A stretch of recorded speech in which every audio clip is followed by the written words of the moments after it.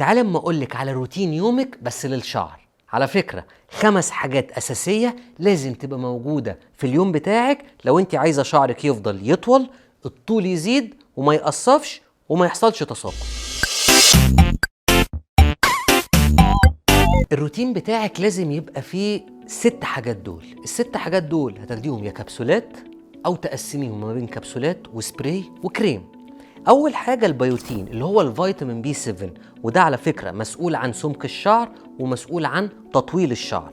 تاني حاجة الحديد، لأن الحديد ده مهم جدا، لأن معظم الناس بيبقى عندها سقوط الشعر وهي مش عارفة السبب إيه، وبيبقى بسبب الأنيميا. الحديد ده من مميزاته، لأنه مميزاته كتير قوي للشعر، ومن أهم المميزات بتاعته إنه هو اللي بيشيل الأكسجين من الرئة يودي له بصيلة الشعر عشان الشعرية تتنفس. تالت حاجة الكيراتين. الكيراتين ده هتلاقيه أكتر في الكبسولات والسبراي. الكيراتين مش الكرياتين، عشان في فرق كبير ما بين الاتنين.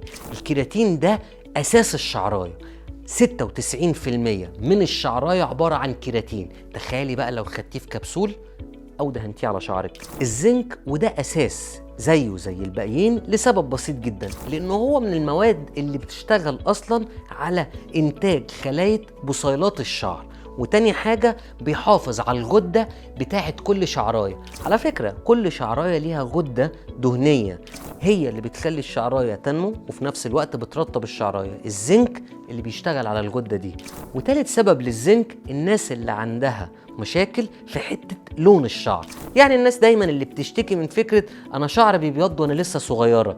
الزنك من الحاجات اللي بتأخر الموضوع ده عند الناس، لأن الموضوع ده على فكرة ليه علاقة بحاجات وراثية وميلانين الشعر. الزنك بيشتغل عليه. آخر حاجة الناس كلها عارفاها اللي هو الفيتامين سي. غير إنه مهم للبشرة عشان بيفتحها، مهم جدا للشعر، لأنه أصلا من أساسيات شغل الفيتامين سي في روتين الشعر إنه بيساعد إن الحديد يمتص صح جوه الجسم علشان يشتغل.